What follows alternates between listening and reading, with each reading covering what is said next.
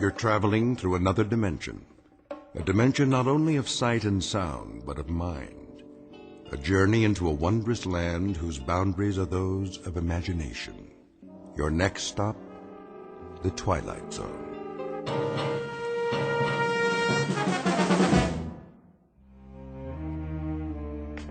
Thank you, Mrs. Dunphy. I'll be back shortly. You're going out? I'm afraid so. But you've only just returned. Unfortunately, that is the nature of my work. Another business trip? The most important of all. But first, there are arrangements to be made. I've prepared your afternoon meal. I'm sure it will keep.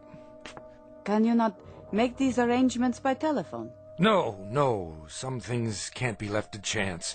In the meanwhile, follow my instructions precisely, to the letter, Mrs. Dunphy. Do I make myself clear? I believe so.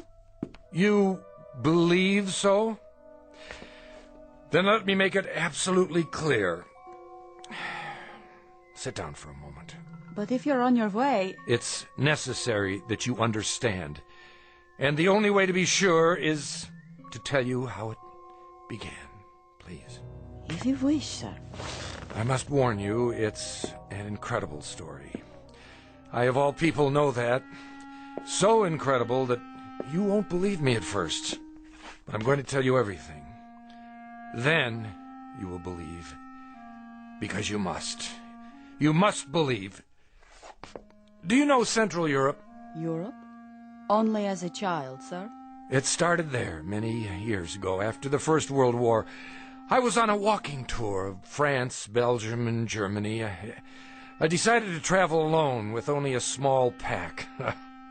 The confidence of youth. Germany was magical then, a place of valleys and mountains and swift, dark rivers. There was nowhere else like it, a fertile land where everything grew tall and straight out of the earth. I was struck by the richness of the soil, the verdancy of the hills.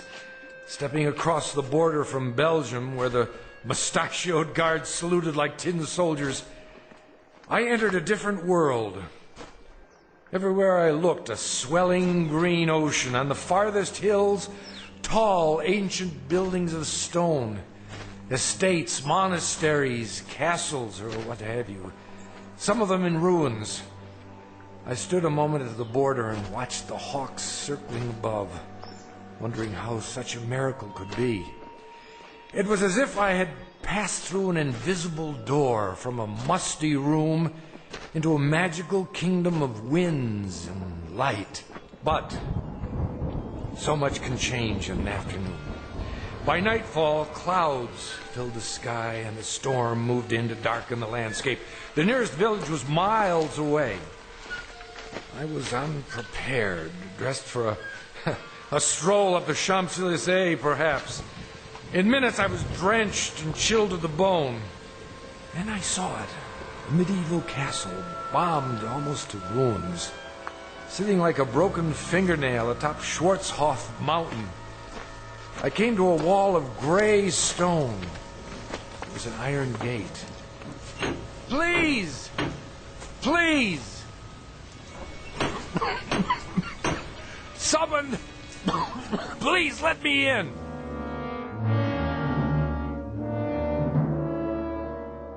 A story told years ago by a man who recalled it from his youth. Fortunately, or perhaps unfortunately, he was never able to put it out of his mind. It begins with a wayfaring traveler. His name is David Ellington, scholar, seeker of truth, and to his dismay, a finder of truth. A man approaching exhaustion, who will confront a problem that has haunted the world since the beginning of time. A man who knocks on a gate seeking sanctuary, and instead finds that he has just crossed an unmarked border into the far edges of the Twilight Zone.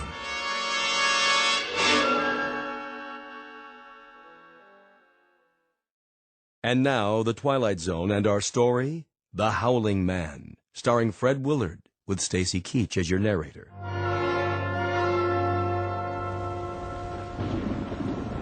I found a rope by the gate and pulled it. Please! Someone! Yes? What is it? Let me in. I'm sorry. You don't understand. I'm traveling on foot. We don't allow visitors. I'm not a visitor. What is this place? It's called the Hermitage. And I'm a stranger caught in the storm. Your robe, the cross around your neck. You're a man of God. I'm lost. Don't you understand? Lost. Very well. Follow me. Thank you, brother. You're ill. I'll be all right. Once I dry out. This way. What are these rooms? A barred window in each door. They look like, well, cells. All are empty now. I see, but what were they? Wait here. What for? I'll speak to Brother Jerome. Who?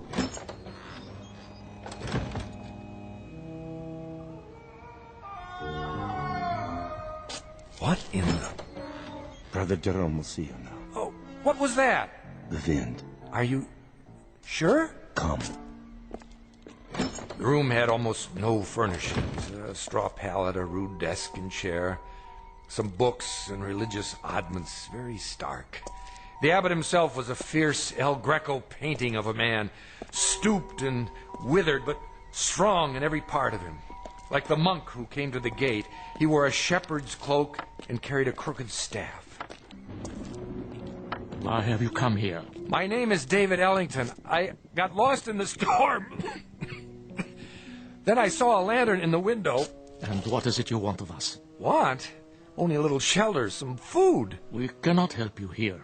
You will have to leave. You call that a Christian attitude? Now, Mr. Ellington. Oh, for the love of... All right, if that's the way you want it. Sorry to have troubled you. Give me a minute. I'll be out of here in...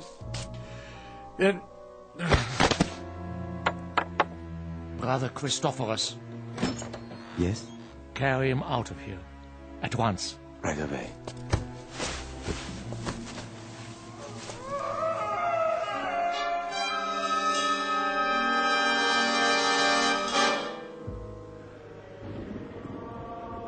I don't know how long I remained unconscious. When I came to, I was in a primitive cubicle, one of the cells. Walls and ceiling of gray stone, a single small window in the shape of an arch, the floor hard-packed dirt. The monk sat nearby in a chair. I lay under a blanket. Beneath me was a bed of straw. Water! He lives. God's infinite mercy. How long have I been here? 9 days, my son. 9 days? You were very ill. The fever was on you. Brother Jerome said you would die, and he sent me to watch over you. I have never seen a man die.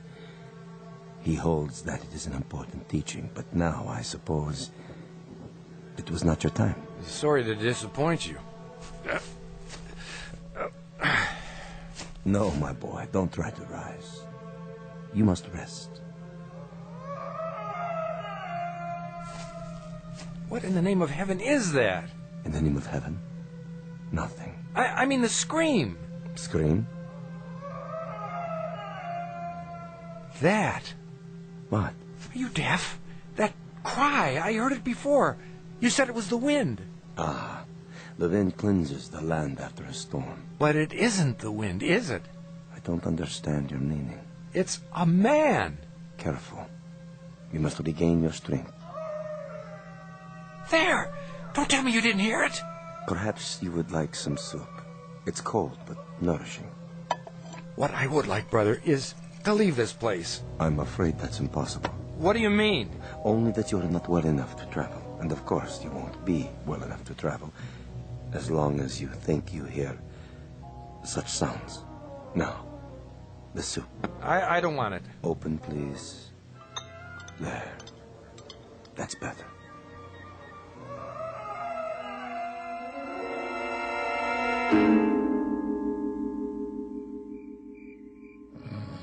Over the next few hours, my strength did return, or at least some of it. I waited until the monk had fallen asleep. Then at last I made my move. The door was held shut by a simple iron bolt. I had only to slide it a few inches without waking him. I was almost free, but I could not remember which way we had come. When I turned into another corridor, I realized I was lost. It was a maze of dark passages and doors. Here, a part of the ruined ceiling was broken away, and I saw that the moon had risen. In the naked light of the moon, I saw one door different somehow from the others. At first, I was not sure why. Then I realized that in place of a bolt, it was held shut by a piece of wood, a mere stick, crooked and curved, like the peculiar staffs carried by the monk and the abbot, only in miniature, no greater in length than my forearm. On this door, in this door alone, a small wooden staff replaced the iron bolt. How odd! I looked through the opening in the door. Inside, a filthy, shadowed hovel. No table or chair, no straw for a bed. It appeared to be empty. What? There was a man, huddled in the corner, holding his knees and rocking, head back like an animal. In the soiled moonlight, I saw his dirty beard, his rotted clothes. Who are you? Help me. Stay back. No, please. In the name of humanity, help me. But who? You're not one of them. No, my name is Ellington. I'm an American. Shh. What are you afraid of? Them. Listen. Do you hear them coming? No, but why? They will look for you. We only have a moment. You speak as if I'm a prisoner. Aren't you? I'm not sure. Come closer, and I'll explain. Explain what? Don't you know what they are? These men of God. They are mad, Mr. Ellington. All of them. Raving mad. Why do you say so? I was in the village, in Schwarzhof, doing nothing out of the ordinary, walking the street with my woman. We were holding hands. That is all. Do you see anything wrong with that? Well, of course not. But what? We paused to rest by a tree in the shade. And then we kissed. Yes, I admit it. Is it wrong to kiss? Tell me. Why, no, I don't think so. You don't think so. I don't think so. But Jerome, that lecherous old fool. The gaunt man, the one in charge. So, you have seen him. As I kissed her, a shadow fell over us. We looked up and saw him standing there. I opened my mouth to speak, but before I could utter a word, he raised the wooden staff he carries, so heavy. You've seen it. Yes. And he hit me again and again. He smote me like an angry god, or a man who thinks he's God. I woke up here. No. I swear. They flogged me with knotted ropes. I asked for food. They would not give it to me. I begged for water. They gave me none. Then they threw me in this filthy room and locked the door. Well, why? For revenge. Jerome wanted my woman. Are you sure? Yes. That disgusting old man, that fanatic. He wanted her. And when she refused his advances, he took his fury out on me. Your story, I find it difficult to believe. Of course you do. That's the strength of the man. He makes his madness seem a harmless thing, the beliefs of a religious zealot. But this is not a religious order, Mr. Ellington. These brothers of truth. Is that what they're called? That's what they call themselves. The real truth is they're outcasts, misfits, cut off from the world because the world will not have them. Have you heard of their sect before, of this hermitage? No, I haven't. Mr. Ellington, you must believe me. I don't say they're all evil, only mad. And here, within these walls, they answer to no law but their own. Wait for me. Where are you going? I'll speak to Jerome. No, you mustn't. If I remind him that false imprisonment is a crime... I tell you, he's the greatest maniac of them all. Quick! He's coming. Hide yourself.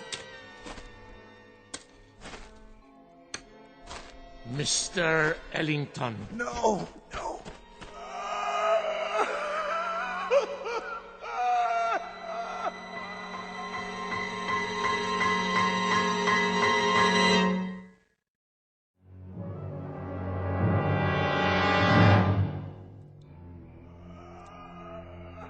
Brother Jerome?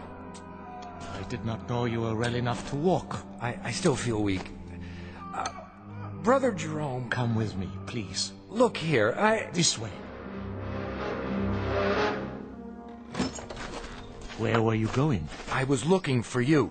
It was unwise for you to wander on your own. The corridors can be treacherous. Oh, can they? In what way? The building is very old. One might trip and fall without a torch. Or go where one is not meant to go, is that it? See something perhaps that you're ashamed of? I do not know to what you refer. Don't you? Oh, then you don't know the grounds very well. I saw something just now that violates the law of this country and of humanity. I must ask you... And I must ask you, Mr. Ellington, to leave the hermitage at once. We lack proper facilities to care for the ill. You certainly do. Arrangements can be made in Schwarzhof. Just a minute. No, not a minute. Not an extra second, Mr. Ellington. Now. I thought you were concerned about my health. I am. But now you want me gone regardless. Why? I have explained that. You've explained nothing. Based on what I've seen, I question your motives. I question your entire operation here. You are making assumptions. I certainly am. Now, look, no one invited me to come here. I realize that. I arrived unexpectedly, and you're not prepared for visitors. But I had no choice. And there is no excuse for your behavior. I suppose it was only a matter of time before you brought out the knotted ropes so that you could flail me or whatever it is you do for amusement. My son. I'm not your son! There are many things you don't understand. That's right, I don't. So begin with this one. Tell me, why are you in such a hurry for me to leave? What more are you afraid I'll find out? More? Besides the man you've got locked up in that cell. What man is that, Mr. Ellington? The one we just left. The one who's been screaming his head off. I am not sure what you're talking about. That's it, isn't it, brother? Or is he only one of many? Well, it isn't a secret anymore. I know. And what do you think you know? The chair. Sit. You are still weak. Brother Jerome, I know very little about this cult of yours, what's permitted within these walls, but I doubt very seriously that you can imprison a man against his will. That is quite true. We have no such authority. Then why have you done it? No man has ever been imprisoned at the Hermitage, Mr. Ellington. He claims otherwise. Who claims otherwise? Who do you think? The man in the cell at the end of the corridor. There is no man in the cell at the end of the corridor. I was talking with him. You are talking with no man. And you think I'm hallucinating? Mr. Ellington, you are ill. You still have a fever. In such a state, delirium may cause one to see and hear things that do not exist. Do you mean to tell me you don't hear that? Hear what? Look at me. Dreams can seem very real. And honest men make unconvincing liars. The brother who's been caring for me. Brother Christophorus? Yes. He has a way of looking at the floor when he tells me I'm imagining things. You look at me, but your voice loses its command. More imaginings. I don't know why, but you're both very intent on keeping me away from the truth. What do you know of the truth? Which is not only poor Christianity, Brother Jerome, it's poor psychology, because now I'm very curious indeed. Curiosity is a dangerous thing. Oh, I was taught it's a sign of intelligence. There are some things best left alone. Like sleeping dogs, a nest of snakes. I'll uncover the facts eventually, you know. Meaning what? Just what I say. I imagine the local police will be interested to learn that you're keeping a man locked up here. I tell you, there is no man. All right, let's forget it. I'll deal with it in my own way. And what way is that? However I see fit. It's no concern of yours now. Oh, and I apologize for not dying. Maybe some other time, brother. Mr. Ellington. A last word? Bon voyage? Don't bother yourself. I'll make it to the village with no further delay, I assure you. Mr. Ellington, the prisoner in the cell, it's a delicate matter. Ah! So you admit it? A terrible thing. He's violent, dangerous. More dangerous than you know. We are obliged to lock him in the cell. I'm sure you can understand. I understand that you're still lying to me. Goodbye, Brother Jerome. Would you really go to the police? If you were in my place, wouldn't you? Very well. Close the door, Mr. Ellington. I have told you the truth, but only a part. Now I see that I must tell you the whole of it. May God forgive me. Then you do hear it. As I have heard it every hour of every day, for 5 long years. Why did you lie? I didn't. Oh, but I think you did. And now the skies darken. The storm returns. I should have known. When I told you that no man screamed in the Abbey, I spoke the truth. It is not a man, you see, Mr. Ellington. It is the devil himself. You're joking with me, aren't you? No, Mr. Ellington, I am not. Would that I were. It would be so much easier. But the prisoner in the cell, our only prisoner, is in fact Satan. Oh, come now. Otherwise known as the fallen angel, Ahriman, Asmodeus, Belial, Diabolus, the devil made manifest. You asked for the truth. Now you have it. Do you believe? What? Oh, sure. Now it is you who are lying, Mr. Ellington. You don't believe me at all. To the contrary, you're even more certain of what you've suspected all along, that I am mad. Well, sit down. I will tell you a story. And then we'll see how certain you are of my madness or of anything else. Drink. What did you say? Some brandy. For thy stomach and thy infirmities. No, thank you. Don't worry. It's not poison. A very old vintage. I'll drink with you. What is it you wanted to tell me? I presume, Mr. Ellington, that you consider yourself sophisticated, a worldly man. Why do you say that? You're young, rich by your clothes, and reasonably well educated. Harvard? Yale. Exactly. Having a last fling before settling into the family business. How did you... You are an open book, printed in very large type, with pictures. Of course, you consider us primitive, because we're living in seclusion away from the real world. To you, we're misfits. Please, I know all the theories. I assure you, brother... No, Mr. Ellington, it is I who am assuring you that I am not the ignorant fanatic I might seem. I coped with your world for 40 years before I left it, and rather successfully by your standards. The best schools, a degree in philosophy, a job that took me to all the corners of the earth. This beard and this staff and this face represent nothing but a different point of view. If you understand that, then perhaps you will listen to what I have to say with an open mind.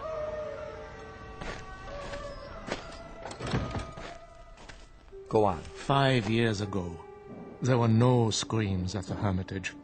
This was simply the bombed-out ruins of a castle belonging to the family Wulfren. How did you come by it? Baron Wulfren turned it over to the Brothers of Truth as a gesture of charity. Our task was to tend the great vineyards and save what souls we could by constant prayer. But this isn't a formal religious order, is it, brother? We believe that we are recognized by God. Truth is our only dogma. We are committed to it as man's greatest weapon against the devil, who is the father of all lies. Please, continue. You were tending the vineyards. At that time, not very long after the Great War, the world was in chaos. Everywhere there was unhappiness, except in the village below. Really? For some reason, the people of Schwarzhof refused to yield to despair. They lost none of their faith. They continued, as they had for years, to be honest and God-fearing and happy. The village was a plum to Satan, one he could not resist. So he came here, drawn to it as a moth is to light, and embarked upon a program of corruption. But you stopped him. Yes. You see, Mr. Ellington, he made the same mistake you are making now. He underestimated me. He thought he would have no difficulty tempting an old fool. I had him in the cell before he knew what happened. But if he's the devil, how do you keep him from escaping? With the staff of truth. The one barrier he cannot pass. Mm-hmm. And when he first came, just how did you recognize him? I had seen him before, in every part of the world. Wherever there was sin, wherever there was strife and persecution, there he was also. Sometimes he appeared only as a spectator, a face in the crowd. But he was always there, in all times and places. So you understand now, I trust, why you must say nothing of the things you have seen and heard. Brother, not that I doubt you, but is it possible that you've made a mistake? No. Think, Mr. Ellington, of the peace in the world these 5 years. Think of this country now. Is there another like it? But you haven't put an end to suffering. There's still murders and robberies. Even now, while we talk, people are starving. The suffering man was meant to endure, my son. We cause much of our own grief and need no help from him. It is the unnatural catastrophes, the great wars, the overwhelming pestilences, the wholesale sinning that we have ended. The world is rebuilding. A great dawn will come. Enough. You've made your case. I believe you, brother. Do you? Truly?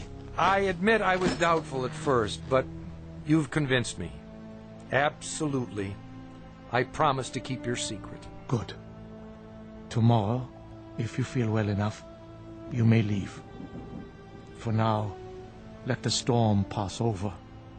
Brother Christophorus will look after you. If you would, go directly to your room. I will. Good night, brother, and thank you.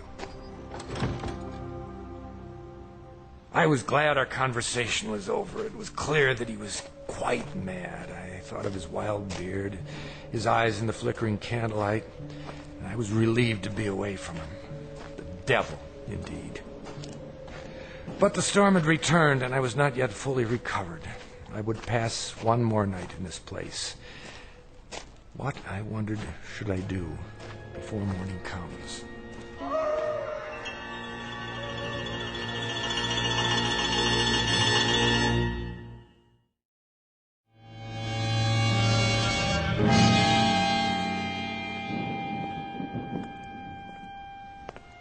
The corridor was dank and empty. I felt as though I were the last sane man in an insane world.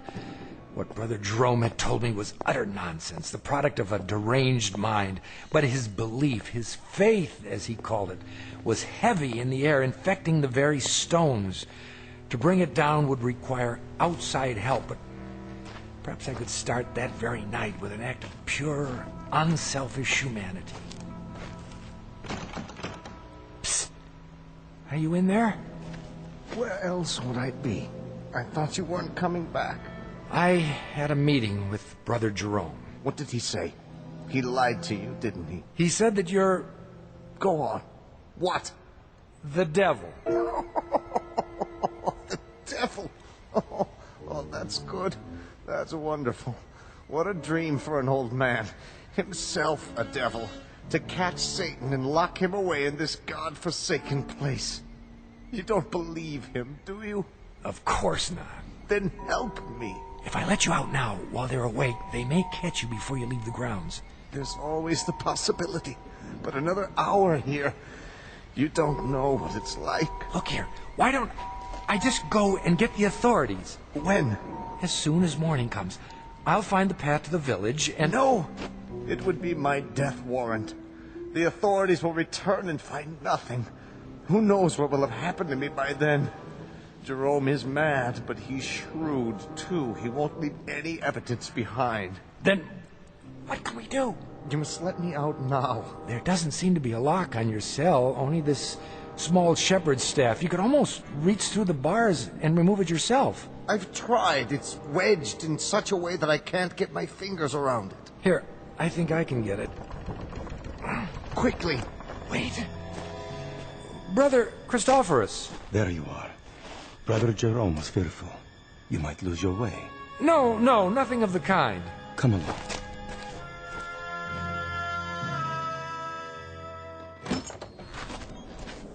I'll light the candle. There is bread and water on the table, and more soup to give you strength. Thank you. Rest now, Mr. Ellington. Remember, you're still a very sick man. I'm feeling much better. Nonetheless, Brother Jerome has asked me to watch over you. Really, that isn't necessary. It is my duty. The chair is sturdy, and the candle is fresh. Wait a minute. Why are you locking the door? To protect you. But you're locking us both in. Never fear. I have the key. It is not long till morning. But... Sleep, Mr. Ellington. You are a weary traveler. Soon you'll be back with your own kind. What a comfort, eh? You will forget all you have seen here. I watched the monk as he sat heavily in the chair. I was a prisoner, no doubt about it. How much longer, I wondered, for both prisoners? What if the morning came and Brother Jerome chose not to release me as he promised? I might remain here for... How long had the Howling Man been in prison? 5 years? Lord, I imagined my beard growing, my hair wild, until I too was starved, crying to be let out, and no one would come. Who knew I was here? I'd drop off the face of the earth, forgotten, presumed dead. Brother Christophorus had the keys around his neck, but until he fell asleep, I was at his mercy. It was almost dawn when I dared to move. I had to be careful not to wake him.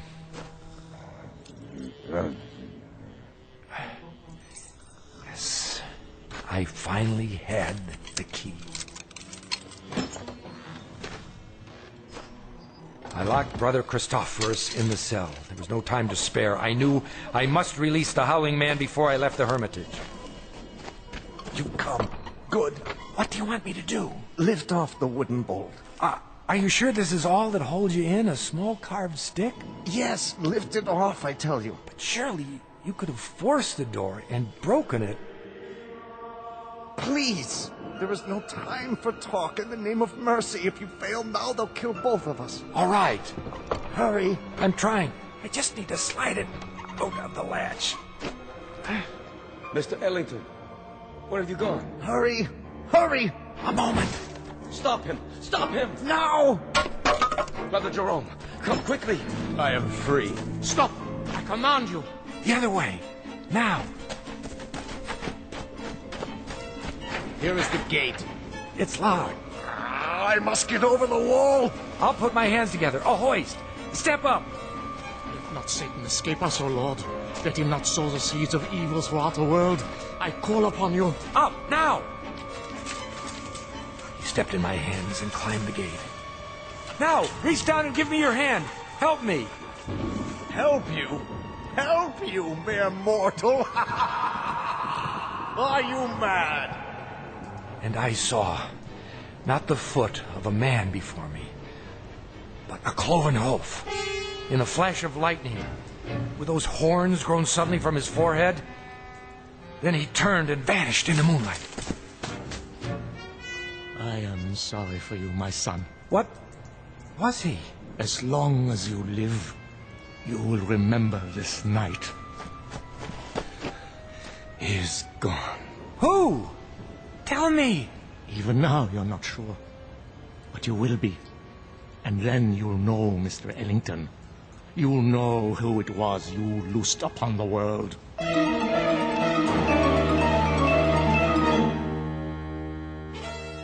The monks were mad, I thought, or the Howling Man was mad, or I was, or the whole world. But Brother Jerome was correct. I could not forget. And when the pictures of the carpenter from Bromau Alm Inn appeared in the papers, I grew uneasy, for I felt I'd seen this man before. And when the carpenter invaded Poland, I was sure. And when the world was plunged into war and cities had their entrails blown asunder, and that pleasant land I had visited became a place of hate and death, I decided to spend the rest of my life tracking down the one I had released. Each night I dreamed of it, Mrs. Dunphy, and I kept dreaming through all the wars since, until this week. It took years, decades, but eventually I found him. And so the nightmare is finally over. Again. I see. And now, Mrs. Dunphy, I'm going to see about a chartered plane to have him transported back to Germany. Brother Christophorus is in charge now. I have already written him. He will be very relieved. And what you found, it is here? Have no fear. As long as the staff of truth is in place, he cannot leave the next room. The staff is very small, but very powerful. So you see why you must not, under any circumstances, go near that door. Nothing in the world is more important. Do you understand? I believe so. Oh, he'll do a bit of howling, but never mind that. It's a trick. I'll return as soon as possible. Until then, keep that door locked. Yes, sir. Oh, my. Such stories. Come here. Please. You must listen. He is insane. Let me out, I beg you. Let me out. Who's there? Behind that door. Are you all right? Sir? Sir, can you hear me? The little piece of wood. The staff. Remove it. Please. I don't know if I should. Please. Take it off the door. I implore you, please. Please.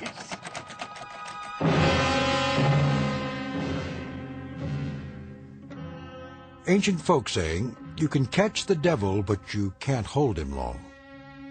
Ask Brother Jerome, or Brother Christophorus, or David Ellington. They know, and they'll go on knowing to the end of their days in the Twilight Zone. More from the Twilight Zone after this. You are about to enter another dimension, a dimension not only of sight and sound, but of mind, a journey into a wondrous land of imagination. Next stop, the Twilight Zone. Hi, this is Stacy Keach. I'd like to take a moment to tell you about our Twilight Zone website at twilightzoneradio.com. At twilightzoneradio.com, you'll find the latest information on these Twilight Zone radio dramas, including behind-the-scenes photographs, plus the newest product releases, trivia contests, ways to contact us, other Twilight Zone-related info and merchandise, plus links to other fascinating websites. So make your next stop twilightzoneradio.com. Visit twilightzoneradio.com to purchase these Twilight Zone radio dramas on cassette and CD, or call toll-free 1-866-989-ZONE. That's 1-866-989-9663.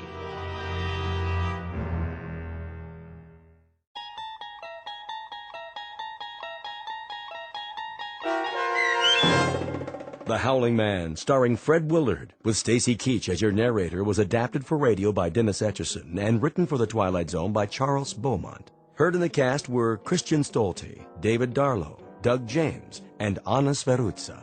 To learn more about the Twilight Zone radio dramas and to obtain audio cassettes and CDs of these programs, visit our website at twilightzoneradio.com. The producers of The Twilight Zone wish to thank CBS Enterprises, Carol Serling, Dennis Etchison, Dick Brescia Associates, Claire Simon Casting, Terry Jennings, XM Satellite Radio, Sirius Satellite Radio, our sponsors, and our radio affiliates for helping make this series possible. This copyrighted radio series is produced and directed by Carl Amari and Roger Wolski for Falcon Picture Group. Doug James speaking.